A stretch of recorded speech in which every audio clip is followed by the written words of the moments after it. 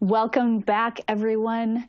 In building the speaker lineup for today's ambulatory surgery geared virtual event, we wanted to find individuals whose passions include transforming healthcare through process improvement and patient experience. And our next speaker embodies these qualities along with engaging with people in how lean and process improvement methodologies can help drive waste out of healthcare. So we can really focus on patient-centered quality. So today, Dr. Rachel Mandel will focus specifically on the ambulatory surgery setting, and I am honored to introduce Dr. Rachel Mandel. Thank you, Lindsay. I appreciate that. That little bit of introduction there, it almost means I don't have to give part of my talk, so thank you. So it's a pleasure for me to be here today. I know that everybody's got a lot going on, but this is incredibly important because everybody's trying to think about how they're going to make their way through these challenging times, and then what does the future look like in terms of strategy for your organization, and specifically, obviously, today, ambulatory surgery centers. We're going to be talking a little bit about lean, maybe a little more than a little bit about lean. We'll be looking at the background about why we're talking about lean and what you need to know as you're thinking about your future strategies, what you're currently thinking about, what you need to be thinking about, what is lean, what does it do, what are some components you need to understand about lean. And I know there are various backgrounds in lean, so bear with me if some of it is basic, but I think you'll all be able to walk away with something that you can think about and use. There are tools and tips. Then we'll get to a true case study in sterile processing department in a hospital, which I think will illustrate for you really well what the benefit to you could be in thinking about lean and then utilizing some of lean's methodologies. And we'll talk a little bit about advantages and adoption challenges and next steps. And then I'm really looking forward to us having a question and answer session, because that's really where the meat of this is. Learning objectives, you can read them yourself, but the main thing is that I want you to come away with what is lean? How can it help me? How do I need to change the way that I think about my organization, what we do, how we do it, and how do those things help not only the patient and the quality care that you give, but helps the work environment for your staff, makes it not a better place to work, because I'm sure that you work very hard to make your work environment a positive one, but how you can make some improvements that really work for everybody. It creates a continuous improvement culture, and all of us want that. We want to be able to say to our patients, we've done the best that we can to help you, but we work on it every single day. So a little context, why is this important? Why are we even talking about this? We all know that healthcare has been struggling with process improvement and quality and cost. We also know, maybe you don't realize how much, and we'll talk about that in a minute, that the U.S. spends the most on healthcare compared to other countries, and that's those economically developed countries that we compare ourselves to. And you'd like to believe that we get the value for the amount of money that we spend, but we don't really. And again, I'll talk about that in a minute. And of course, why is this important? Because COVID has really disrupted healthcare in a major way. And this is actually a unique opportunity for us to look at what we're doing, look at what we're going to be doing. And as a lot of people like to say now, we're not going to bounce back. We need to bounce forward. That we can make healthcare and the services that we provide better going forward because of COVID than the way it was before. This is a unique opportunity for us to change some things that perhaps we've always wanted to change, but didn't really see how we could. So this really is the right time to act. COVID has exposed those gaps in care, especially for those underserved and underinsured. You're creating a humongous number of new processes. You're looking at old processes that were disrupted. Maybe some of these processes weren't working that well to start with. So you've got this opportunity to really make things better. We know that hospitals and surgery centers need to be nimble. We know that hospitals and organizations that adopted lean prior to COVID were able to really respond and pivot more quickly than organizations that didn't. So this is something to think about looking forward. As I stated before, this is absolutely an opportunity for improvement. So currently, these are some of the things that I know that you're thinking about. You've been opening up, depending on what state you're in. You've been open longer than some others, perhaps. You may still be catching up from the shutdown in terms of your caseload and your capacity. Your volumes may be lagging a little bit. For sure, everybody's still apprehensive. There's a lot of change. People don't like change. but your staff, your surgeons, your patients, everybody's apprehensive about your environment, circumstances, and what's going on around them.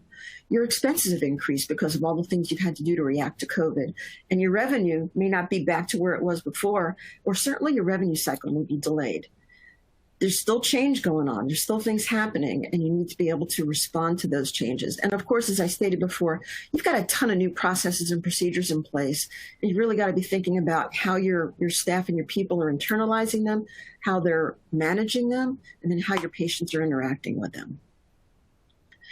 In the future, what you're thinking about is you've got to stay competitive. You know that there are going to be more surgical centers. There's all kinds of data out there saying that more surgical centers will be opening. And baby boomers are pretty aggressive customers. They're going to be looking at their options and determining who meets their need best. And you need to be on top of your game. You need to really be out there in the front and do all those things that will make you attractive to those consumers and those customers. You know, certainly there's more ortho coming. You see the numbers there on the slide about the increase in total joints coming up. You may want to think about changing your case mix. So these are all future considerations. You're going to need certainly money for capital. Capital for technology and equipment. Your surgeons are going to come in wanting the new, the latest, the greatest. Are you going to be able to provide them for that? They are consumers for you as well. Are you going to meet their needs? More surgeries are moving, of course, out of the hospital. That inpatient list is going to be going away soon. You're going to have more diagnoses that are eligible for a 23-hour stay. And here's the kind of ambiguous one. Patients are going to be afraid to go to the hospital. They're going to want to stay away from the hospital more and more, where before they might have been concerned about going to an ambulatory surgery site and having surgery, that they might incorrectly think that there was some type of a risk to that. They're now thinking that the hospital is not the best place to be. So there may be more people coming your way, one way or the other. You definitely want to protect your brand, right? This is what you are. You're safe, you're efficient, you're cost effective, you're definitely patient-centered. Patients know that it's easier to get in and out of an ambulatory surgery center than it is a hospital, and you've got quality outcomes. So how do you think about all of these things that you have to do moving forward and still maintain this brand that you have so beautifully built that's been so effective over the years? You probably feel like these guys. So you're on the road and you've got a problem and you're trying to change your tire while the car is still moving. You can't afford to stop. You've got to do what these guys are doing. Although it looks a little precarious, you've got to keep going and make those adjustments and those changes, whether they're small or whether they're large, so that you can put yourself in the right position strategically to be successful. So why are we talking about lean? And we'll make this connection for you pretty clearly, I believe. Lean puts a focus on the customer, which at this point we'll say is the patient. There are a lot of customers, and I'll allude to that in a few minutes. But right now, let's just agree that it's the patient. Lean is a process improvement methodology. In healthcare, depending on how you think about it or don't want to think about it, the truth is that healthcare is just a series of processes. There is nothing magical about it. It's a process. What are these processes? Well, there are some of them. In fact, we actually call them processes. We have the admission process. We have the staff orientation process. We have the scheduling process. So you really can't get away from that idea that, oh, we're not a process-oriented organization. It's not what we do. Yeah, it's just about everything that you do. So if there's a process, that process can be improved. So how do we do that? And why are we thinking about lean again? Well, lean identifies and removes waste from processes. Healthcare includes a great deal of waste. I mean, have you ever heard anybody say, oh, healthcare, there's no waste in healthcare? We all know better than that. So the cost of healthcare currently wavers between 16 and 18% of the gross domestic product. The estimate is that anywhere between 25 to 30 to 40% of that spend is waste. You can see that graph there. You can see the amount of money that's spent on healthcare. That's us over there on the left. We spend the most out of every economically developed country, and 25 to 30% of what we spend is waste.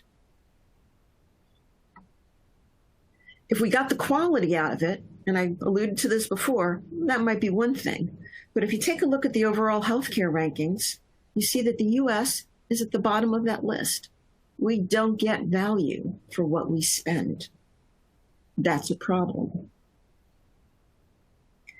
So let's think about this for a second. I want you to have an idea about what the magnitude of this waste is.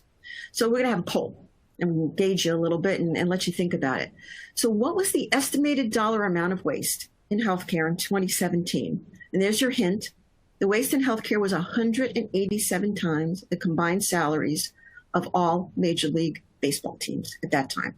So all you need to do is just click on your choice, wherever you think you're at, 500 million, 690 million, 100 billion, 690 billion, and hit the submit button. And then we'll take a look at those results.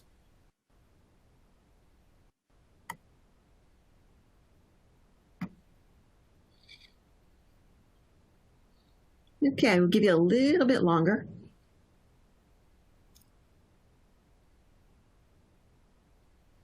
Okay, it looks like that greatest percentage of you, 2/3 of you, thought it was 100 billion. Good guess, but you're obviously not jaded enough to know that it is actually closer to 690 billion. And that was in 2017.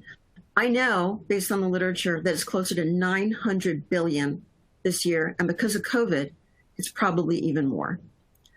I can think of a whole lot of other things to do, better things to do, with $700 billion in healthcare or in the United States than to waste it. So this is an important issue. And it's something we really need to think about. And what role do we play in decreasing that waste? So now that we've made that connection between lean and process and healthcare, and waste in healthcare, and that brings us back around to lean and getting rid of waste, let's talk a little bit about lean. So lean is a set of principles and tools and systems that helps an organization develop a continuous improvement culture. And we'll talk about that more. It defines value from the customer's perspective. We'll talk about that more. But the part that's bolded on this slide is perhaps the most important concept that I want you to walk away with about lean. It's continuous improvement through the relentless focus on the elimination of waste. It's getting that waste out. People get nervous when they think of lean because they think it means cutting jobs. That is not what it's about. In fact, there's no interest in cutting jobs. We want everybody to work. Lean's purpose is to get that waste out of the system so you can do your jobs and do them to the best of your ability and get the best outcomes. It's people working to get waste out of the system, every person, every level, every process, every day. Everybody's involved.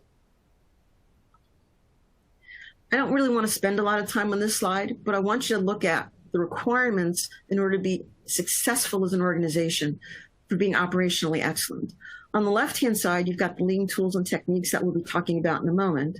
But on the right-hand side, you see what's needed to support this kind of a structure. You need leadership support. You need an advanced team that's going to work on this, or people who are going to understand what it's about and help educate others. You need employee engagement, and you need employee empowerment. The work is done by the people who understand the processes the best. This is a really important tenet of lean, is respect the people who do the work. They know what's going on. They know how to make it better. So this is a list of some of the tools and methods that you would use within a lean organization. And we'll go through some of these, including defining the value and identifying waste, standard work, 5S, visual management, mistake proofing, and a little bit on problem solving. But I did include this picture of a spaghetti diagram, which is like a motion study of an operating room during a hip surgery of the nurse movement. Does that look familiar? I'm sure it does. All of that activity of coming in and out of the room may be good for the steps that you get on your Fitbit, but it's not good. It's waste. You could be using that time doing something else that really helps improve the outcomes for the patient and the staff and the surgeons and everybody else in the room. So that's just to get an eyeball view. It's a visual tool for you to see what we're talking about. But we're going to start talking about some of these other tools and methods. Most importantly, we don't know what waste is unless we know its value. So value is defined solely from the customer's perspective. And those customers, as I said before, could be internal or external. For today, the customer is the patient, but you could be the customer. Your surgeon could be the customer. Your stakeholders in your company, the people who own the company or the surgical center, could be the customer. Your vendors could be the customer. So everybody's got their own perspective and what's valuable to them. But for today, it's going to be the patient. So anything that helps the patient get what they want or need is value added. That's what we want. That's what we're focusing on. There are some things that we do that we have to do because they're necessary. They may be a regulation or requirement, but the patient doesn't see it. It doesn't really impact them. That's non-value added. We still need to do them though, because it's required. Everything else is non-value added or waste. We want to get rid of that waste. So to reiterate again, definition of waste is any activity that does not add value to the internal or external customer. In this case, it's the patient. These are the 7 wastes of lean in the context of healthcare. And there is a mnemonic that you can use to remember what these are. It's actually the first initial of each of those words. So it's TOMDWIP. It's somebody's name, Tom D. WIP. TOMD.WIP. We're not going to spend a lot of time on these because you can look at them separately, but I want you to take a look at a couple with me. Overproduction, for example. How many times do we send trays to the table with instruments that have been sterilized that are never touched? A lot. Those instruments go back to sterile processing and get re-sterilized. That's waste. That's unnecessary time. I think your sterile processing people could probably find other things to do that really impact the care that you're giving and your schedule and the contentness or the satisfaction of your surgeons. They could be doing other things. Waiting. Oh yeah, nobody waits in healthcare. Okay, we know everybody waits in healthcare. So waiting is a waste. What can you do to get that waste out of your process? And it is a process. There's plenty to do. Inventory. How many of you hoard things? Do you have things in your desk or in your area that you've stashed there because one time you couldn't get what you needed? I would bet that most of you do. So what happens to that inventory? Well, sometimes that inventory expires and you throw it out. That's waste. Sometimes that inventory's got to be thrown out because it's no longer useful or it's outdated. How many rubber bands have you come across that actually are not stretchy anymore because you stored them away in your desk or you needed them for something else? How many medications do you have in the pharmacy because the stocking system is not right or in the closet and you have to go through there and throw them out, or they're not accessible because of being stashed someplace else? That's waste. So you can take your time, look through all of these. We've all experienced them. We all know what they are. We just need to be able to identify them and get rid of them with the tools that we're going to be talking about coming up. Standard work. You do standard work. I can guarantee it. You may not call it that and you may not realize it, but you're doing standard work. You probably need to be doing more standard work. Now, before we start, standard work is not cookbook. It really makes people crazy when you say standard work. This is healthcare. We have human beings. We have to modify what we do. We need clinical judgment. Absolutely, we need clinical judgment. But what you also need is you need the ability to take a look at one of these processes and to be able to write down or formalize or take pictures of or do videos of how that work should be done. What is the right evidence-based way to do that work? Why are you doing it that way? People need to know why they do work. They can't just be told, do that because I told you to. We can say that to our 3-year-olds, but we can't say that to our colleagues. It's not really appropriate. People want to know that what they do is meaningful and why they do it. And then they would be more likely to continue to do it the right way.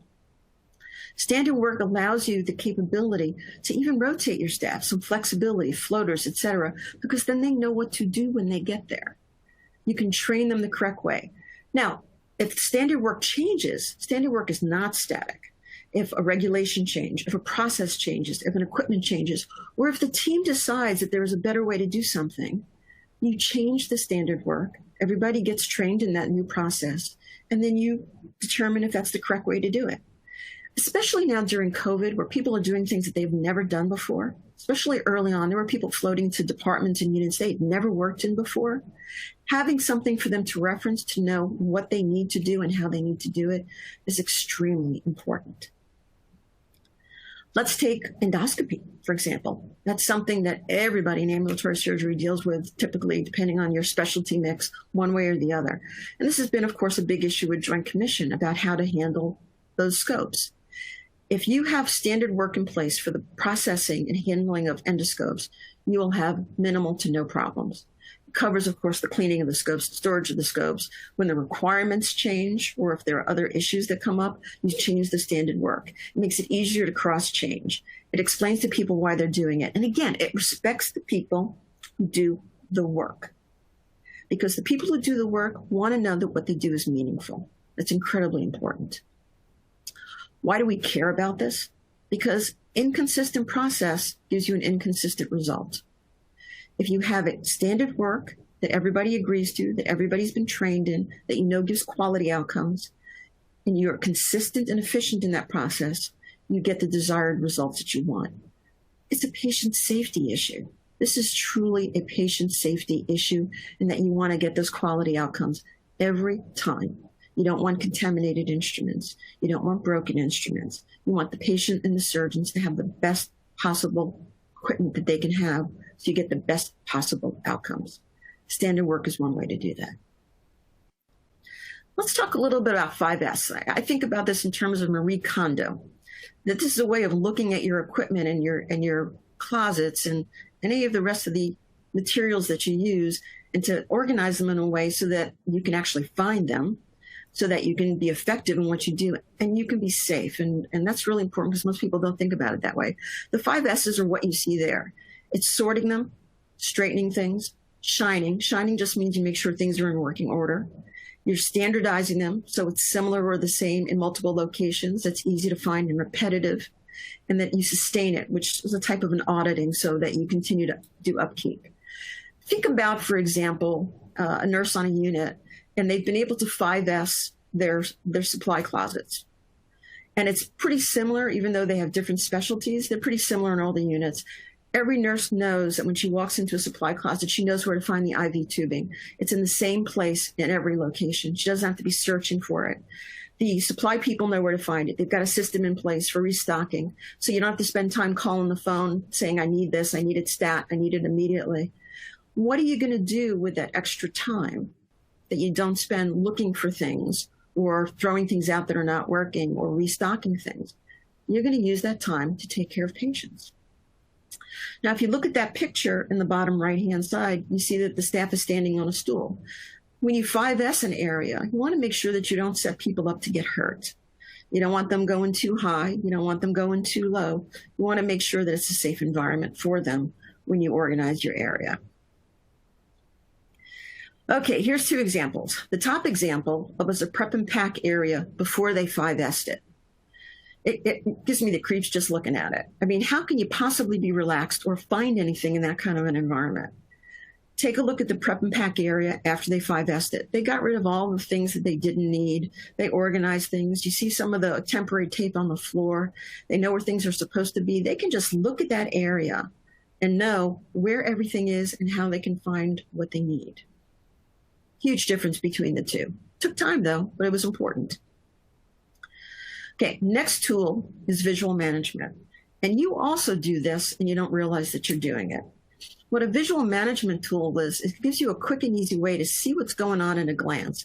It lets you know if something's happening that's supposed to be happening, or if there's an abnormal or a specific condition that occurs that you need to pay attention to. We do this, we grow up with visual management. It's a stoplight. We all understand what the colors of the stoplight mean and how we need to behave based on those colors. You've got wristbands that tell you whether patients have allergies. You even have, in the oxygen ports, they're color-coded. Everybody knows that green is oxygen. So you know immediately in looking at that where you need to be working. In the bottom right, you see that there's look-alike, sound-alike drugs, but the colors are different on the little bottles. So you look at that and you know immediately that's an abnormal condition, meaning those are not the same medications and that I need to do something. I need to take an action. about that and make sure that I'm doing the right thing. And of course, there's color coding of tracking. And there's all types of color coding for trays, ways to give you a quick look to know what you need to know and how you need to know it. There are some things that are what we call just do it's. It's not expensive. It's not hard to do. It won't cause any problems. It's just something that you think about and you go, we just need to take care of this. This particular example is patients coming out of the operating room, went to the recovery room, and the nurses did their fall assessment and decided that the patient was at risk for fall, documented that, but they didn't have any fall socks in the recovery room. So they put green socks on. The patient goes up to the floor. The nurse does their fall assessment. Yes, this patient's at risk for fall. We know that. They take off the green socks. They put on the yellow socks. What do they do with the green socks? They throw them out. That's waste. So the nurses in the recovery room and the unit said, this is ridiculous. Let's just bring yellow socks into the recovery room so when the patient's assessed the first time, we put the right socks on. We're not wasting socks. Seems like a simple thing, but things like this happen all the time where you just get used to doing them. You don't really think about it. Somebody stopped and looked at it and said, we need to just change this. So they did. Mistake proofing, another technique. You also do this. You may not know that this is what you call it. Take a look at that knee. You're marking your legs, you're marking your arms, you're marking your surgical sites. And you're making sure that the surgeons, they may be marking them, are operating in the right place. Mistake proofing is at the site of the activity, making sure that you're doing the right thing. Put HibaCleanse on there because you may or may not know the HibaCleanse is actually clear. So the company put color, made it pink, so that you could see while you're doing your prep that you've covered the entire area that you've meant to cover. It's mistake proofing. That young girl standing on the scale is looking to get a weight so that we can determine what medication we're going to give her. Most scales you can do in kilograms and pounds. Medications are typically calculated in pounds, and this is especially important for pediatric patients. You can disable the pound function on that scale. You can mistake proof it so that there is no way the weight's going to be incorrect.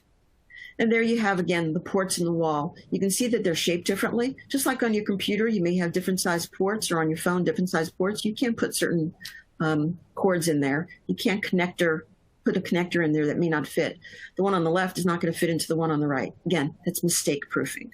That's making sure at the site of the work that you're doing the right thing and that you don't make a mistake. Incredibly important. Then you need to take a look at your problem and work through a process to solve it. This is called an A3 problem solving. And a lot of people are familiar with Plan, Do, Check, Act, PDCA, going through a continuous improvement process. And this A3 problem solving is a part of that. I picked this one in particular because it makes me laugh. It's feeding the baby boy. And I'm not going to go through the whole thing, but the point was the father was feeding the baby and thought he was really spending way too much time, not only feeding the baby, cleaning up after the baby. The whole thing was just a mess. So we started going through a problem-solving process. Now, somewhere along the line, he decided there were some things that he really could not address that were impacting how clean or dirty things were. The baby liked to put his fist in his mouth. Dad's not going to fix that. Babies just do that. So he's going to move on and find something else.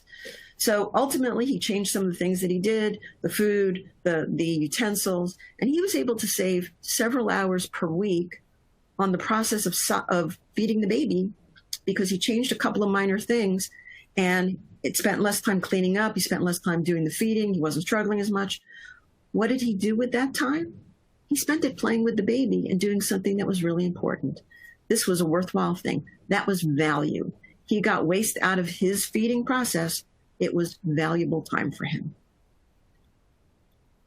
Okay. As part of this process of problem solving, there's something called the 5 whys. It's really getting down to the root cause of why something happened and making no assumptions, and that's incredibly important.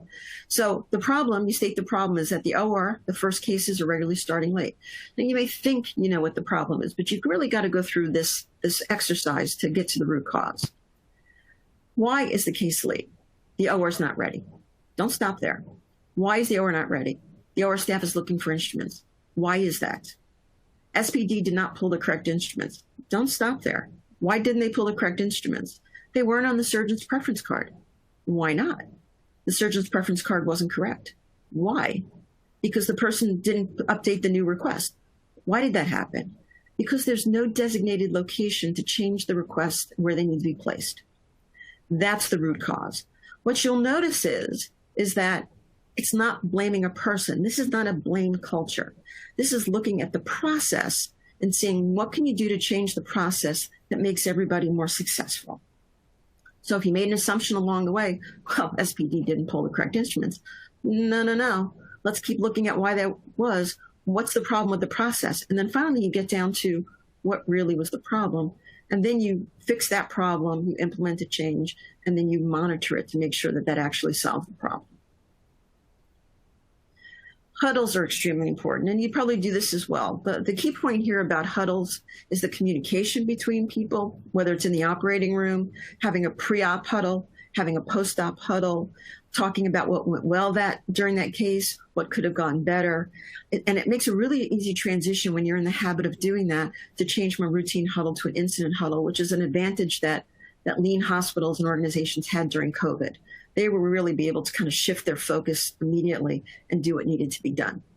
And it's a really great way for the staff to interact.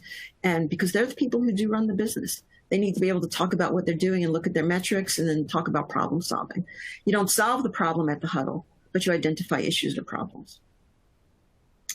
Here's a really great example from a hospital in New York who used a lot of these tenets to solve one of their early problems, and that was at Mount Sinai. Their problem was every time they called the code COVID, a whole lot of people, as we do, descended on that patient. And either they couldn't find PPE or they didn't have enough PPE.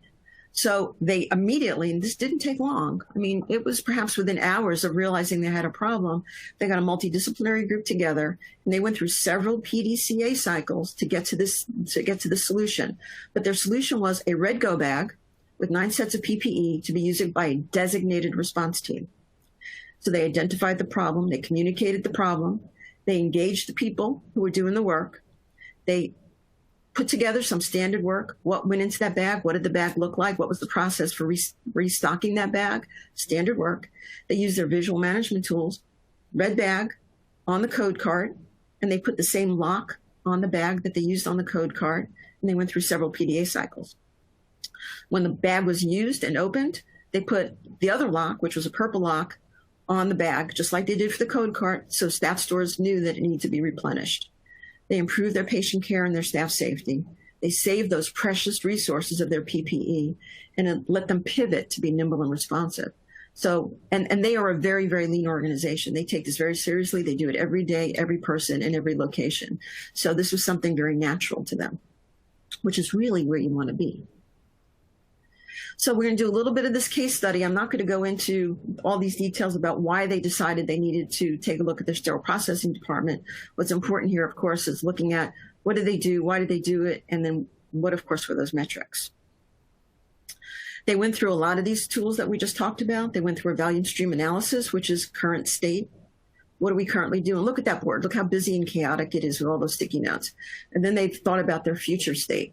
What do we want it to look like? They identified their waste, and then they went through their A3 problem-solving process. Again, this is what they did, including standard work.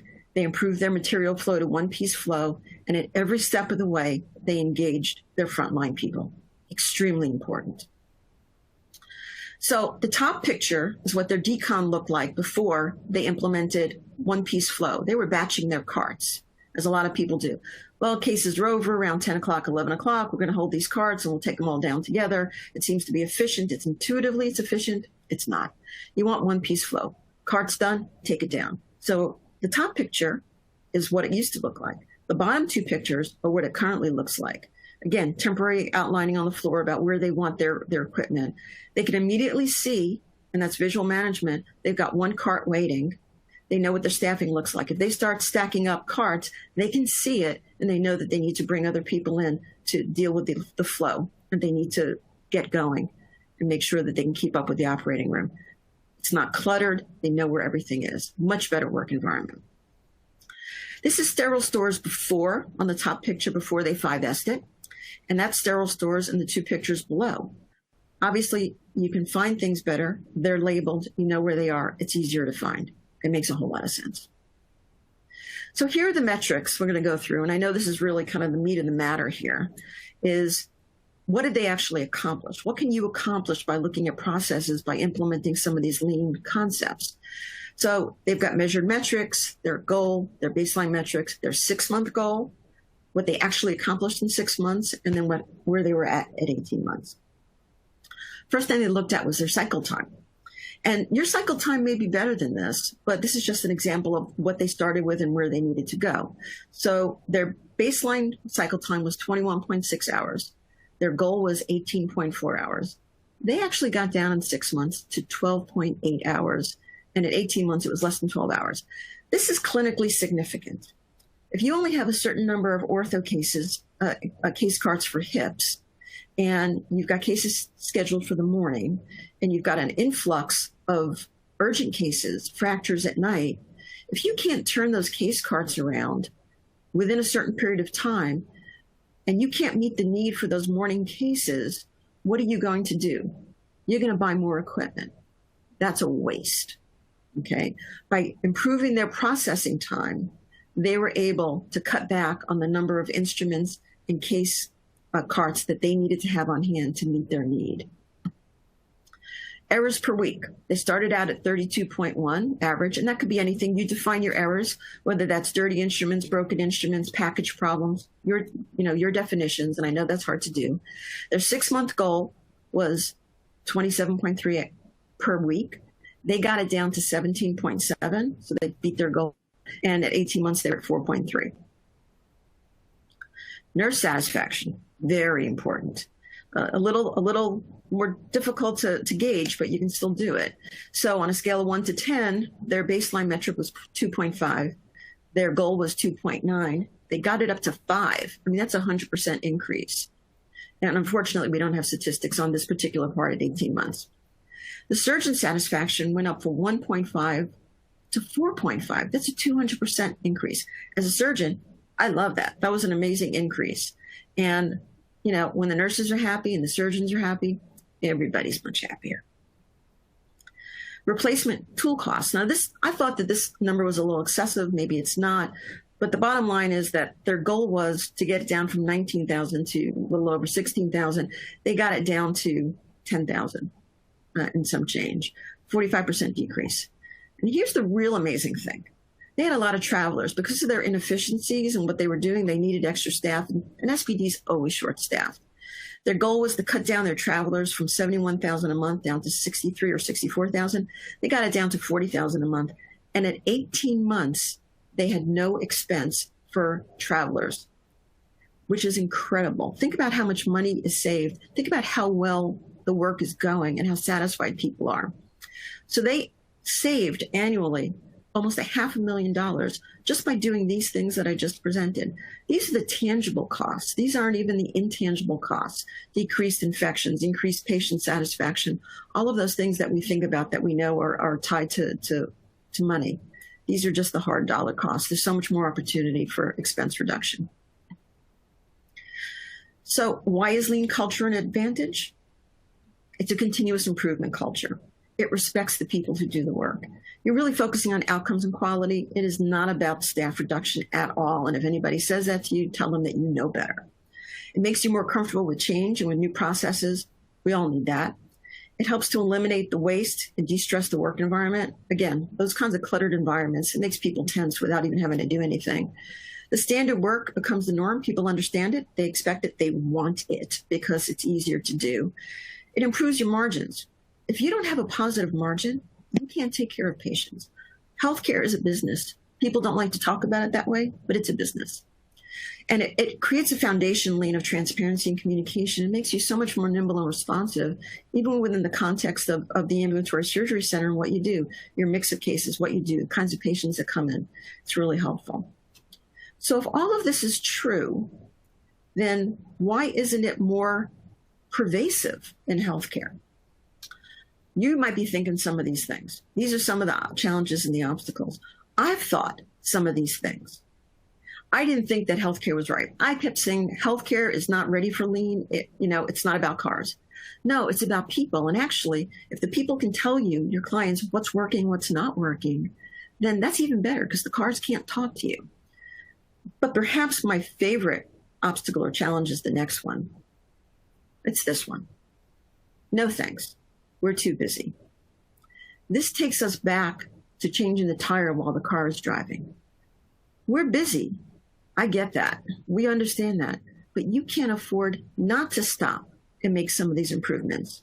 You've got to be the person who's on the tip of this spear saying, here's a way for us to be able to move forward, to be able to get ahead of our competitors, be able to make our processes better, make our staff happier, and actually make these processes better so that we can advance quicker. No thanks, we're too busy. We're always busy. Find the time. So what can you do tomorrow? Okay, you're walking away and you're thinking to yourself, well, what can I do right now? So you go in and you identify a common pain point. What's a pain point? That pain point is that thing in that when you walk in the morning, you say, I can't believe I need to do this again. I can't believe this is happening again. It doesn't have to be a big thing. It can be actually a small thing. Run a pilot. Run a pilot and show the results to your supervisor, whoever's involved. Show them how successful you can be. So you identify a pain point, you engage the stakeholders and the people on the front lines, you implement some standard work, you implement some visual management tools. You don't have to do all of these things at one time. Not all of them are necessary depending on what you're working on. You get to the root cause, you try mistake proof, you continually improve it as you go through the PDCA process, and you share ideas. Everybody's got ideas. Encourage engagement and collaboration. Now, when you go through this, I want you to try and avoid these things. These are traps for you, and I don't want you to get trapped. Don't make assumptions about what you think the solution is. You have to work through the process. Don't exclude stakeholders because they're tough to get hold of. Some of your docs may be hard to bring into this process. It's imperative that they be involved. Don't dictate the solution to people.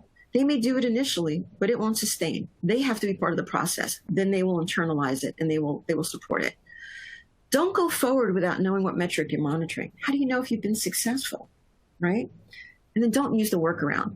Healthcare people are amazing at workarounds. You will do anything to get the work done. And I applaud you for that, but it doesn't solve the problem. And here's an example. I am allergic to latex. I need a certain latex-free glove. Over the years, there have been many times where my particular glove in my size was not available for whatever reason, obviously a supply chain issue. So the solution, the workaround at one point, was to get a box of these gloves, give them to me, and I put them in my locker. Great solution for me. Not so great solution for the person who comes in next with the same requirement and the same glove size. It doesn't solve the problem. The problem is the supply chain and the availability of the gloves and making sure that everybody has what they need. Again, it helped me, the workaround, but it doesn't solve the problem. So avoid that impulse to do that type of thing. You guys are all problem solvers, you're all fixers, but you got to do it the right way. That way you'll sustain those changes. So again, you do the best that you can, you mistake-proof everything, you go back, you make sure that you've got everybody involved, and then you make sure you share all that information. In summary, think about it. Healthcare is challenged by COVID, by waste, the need to achieve operational excellence. This has been coming a long time. Remember, not volume, value. We've been talking about this forever. Healthcare is just a series of processes. And lean is an evidence-based approach to the elimination, identification first, and elimination of waste within those processes. It has been successful in hospitals and other healthcare-related fields and environments. And it can be implemented anywhere where there's a process. It could be revenue cycle. It could be staffing. It could be administration. It could be anything.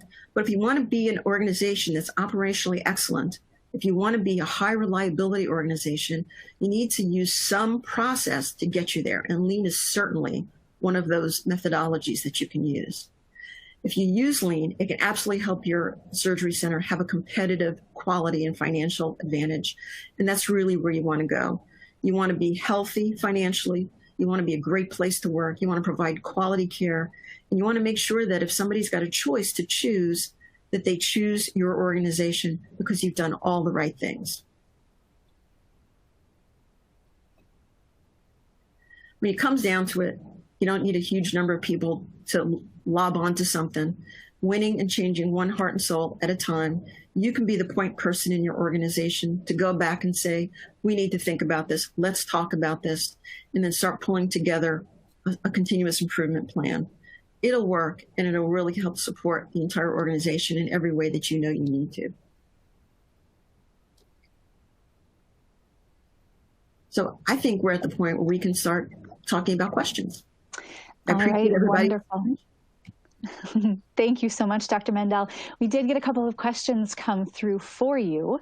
The first of which, actually more of a comment, says, Dr. Rachel, you are spot on about surgical trays in the OR rooms not being used and returned to the sterile processing department.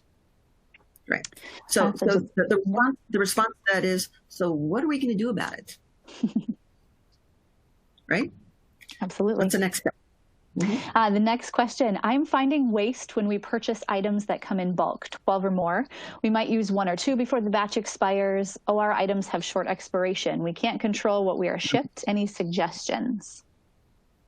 Right. So you've got to talk to your supply chain and the people who do control that, or figure out if there are ways for other people to use that equipment in addition to you, so that it's not wasted. This is kind of like the Costco theory, right?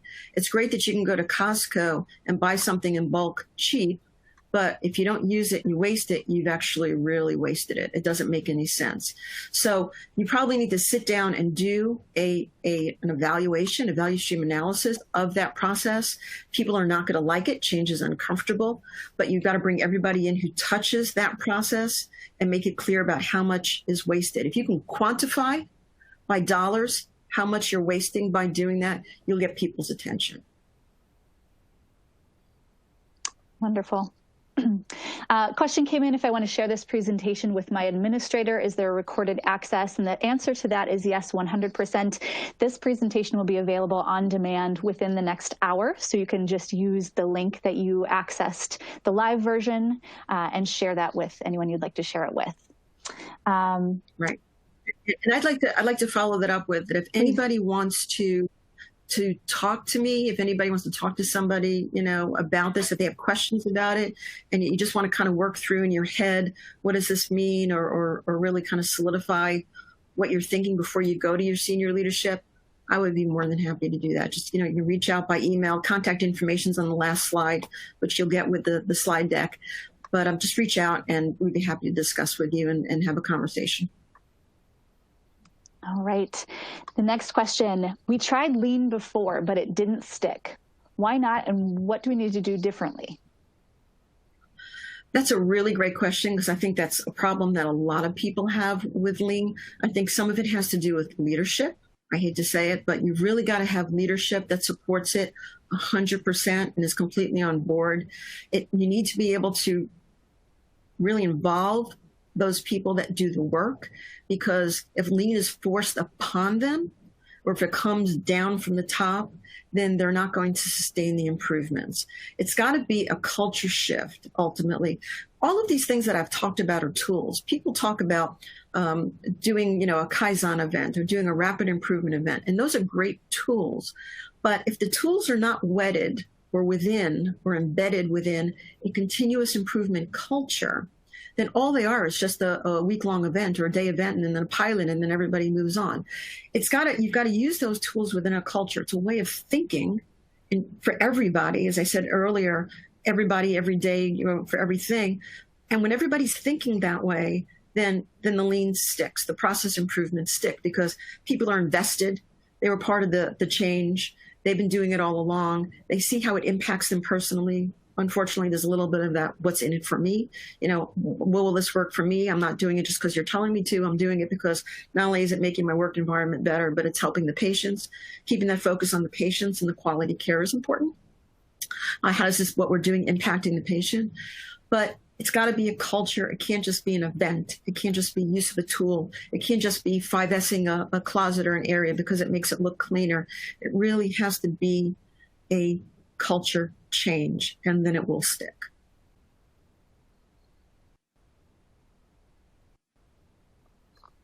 Okay. The next question, excuse me. I have presented different process problems to management. How would I learn more of the lean process? Okay. So Lean, you can Google it. You can look it up on Wikipedia. There's a lot of really good books out about lean. I'm going to shamelessly hawk a book that was written by the chairman of Operational Performance Solution, which is the company that I consult with. They wrote a book that is really interesting, he and his son, because it has no Japanese terminology in it. It's very understandable. It's very accessible. And so I believe we've got a link to that, to the website that you can access and take a look at that book. So it's very understandable and very implementable. But there's a lot of information out there about lean.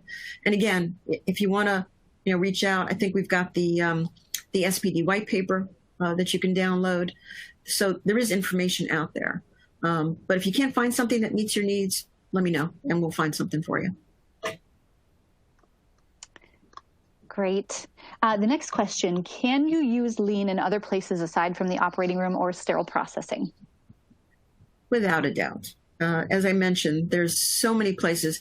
If you got a process, lean will work. So as I showed you in that problem solving, feeding baby boy, that was a process. People really find it interesting that you can use it in other processes. I think that you can get people's attention when you talk about revenue cycle, when you talk about billing, when you talk about staffing, when you talk about, you can use it for block time management. There are so many different places where lean can be useful. We're working with an insurance company right now that they're working on their claims and they're working on their turnaround. And I've seen significant improvements on that. Working in manufacturing with their revenue cycle and their billing time. And they've cut back their billing time from 30 days, their cycle from 30 days. The goal was 15. They actually got it down to 10. So there's so many places where you can see that kind of quality improvement. In your scheduling, in your pre-op process, that would be a great place for lean. How many times do patients come in and they don't necessarily have everything that you need for them to have, and you spend a lot of time tracking things down, EKGs, calling doctors' offices, et cetera. That's wasted time. How much time do your patients sit waiting in the waiting room? Because you've got to build that time in to make sure you've got everything done. But if your process were better, they could come in, later and not have to wait as long. Or turnaround time. I know those are OR oriented, but they're just great examples as well. But it can be used anywhere, this process. Okay, wonderful. The next question says, why haven't more hospitals adopted lean? Yeah, I think it's multifactorial. A lot of the reasons that I had on that bubble slide where people are thinking it comes out of car automotive industry. It's not for hospitals. What we're doing is working. Well, what we're doing is not really working. It's not working for everybody, certainly. We're just too busy. We just can't really, spend the time to kind of think about this. Some of it really is that leadership. Everybody from the top all the way through an entire organization needs to be on board. And sometimes leaders will bring the concept of lean into an organization and then kind of give it to somebody else or delegate it to somebody else. And then that's not really the way that it should work. The leadership's got to be incredibly involved. Part of lean, and this is a Japanese phrase, is gemba, which is going to the place where the work is done. The leadership has to get out and go to where care is provided and talk to the people who are doing the work. And then everybody needs to be engaged in understanding what the goals are. And those leaders need to be there to remove obstacles to improvement, but they have to understand what that process is before they can really help people improve those processes. So it really has to be support from the top to the bottom. And unfortunately, I think that, and I don't want to use the word bottom, you know what I mean, but I don't really mean bottom, because the people who do the work are the most important people. That the leadership has probably been the biggest barrier, that they don't understand it, or they don't accept it, or they don't engage in a way that helps organizations sustain lean or lean improvements, or in a way that gets it out to the entire organization. It's not a culture change, it's just a thing. It's just a tool. It needs to be a culture. Okay, I love this next question. What is the easiest lean thing to do? The easiest lean thing to do is probably to 5S. I think that's just the easiest thing. You take a look at your work environment. You get rid of the stuff that you don't need. You make sure that the stuff that you do have that are things that you do really, really need, and they're in the right place and everybody can find them. you make sure that everything's in working order, and then you put in a process to make sure that you can keep it that way. There's nothing better than walking into a closet or walking to an area and finding exactly what you're looking for immediately, knowing where to find it. It's like finding gold. It's like finding $20 in your pocket from your winter coat from last season. It's perfect. That's the easiest thing to do. One of the things I think is one of the most important things to do is to develop standard work. And I think people found this when they started doing their PPE for COVID. Knowing how to do it correctly to keep yourself safe and to do it the right way every single time, that was really important. We found that during Ebola, when with prepping with Ebola, we had a whole program. The PPE, putting it on, taking it off, and knowing that you're doing it right because you have standard work and you know why you're doing it is incredibly important.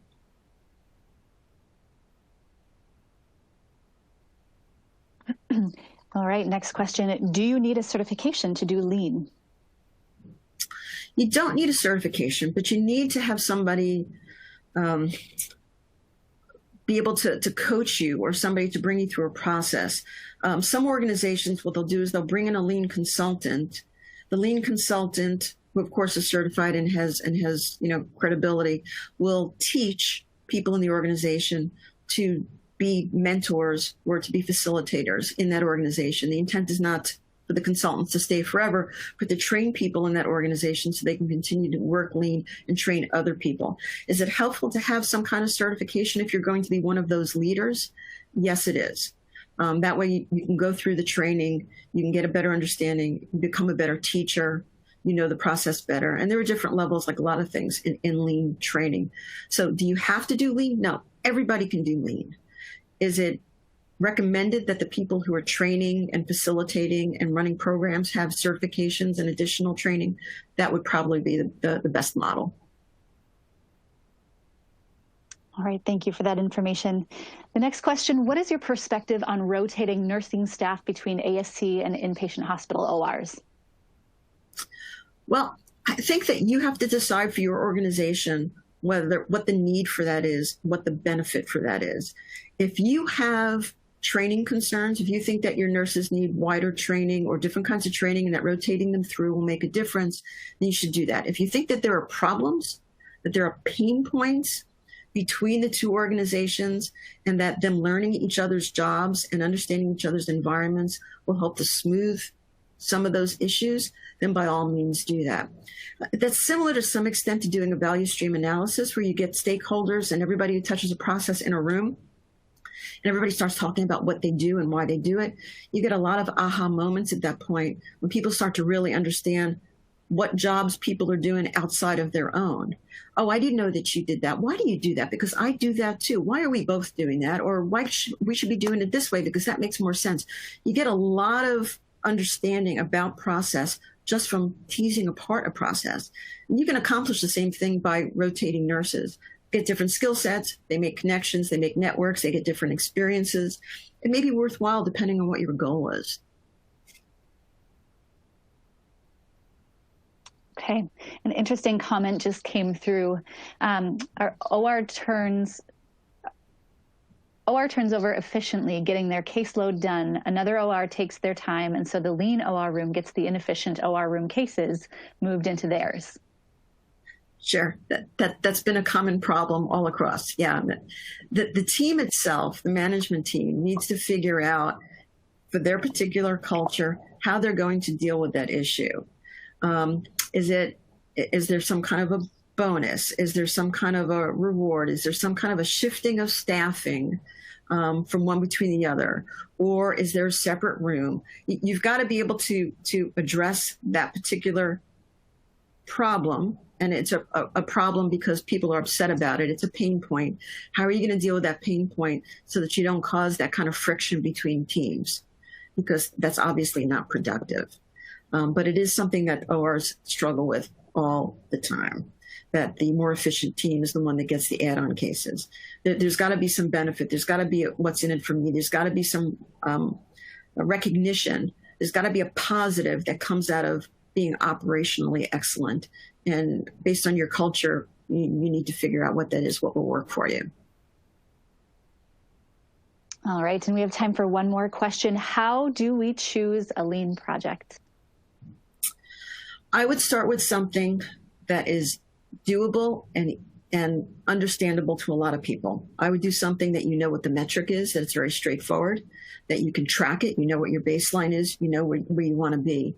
I would just say do a pilot, bring the right people in, do the right things, do that pilot.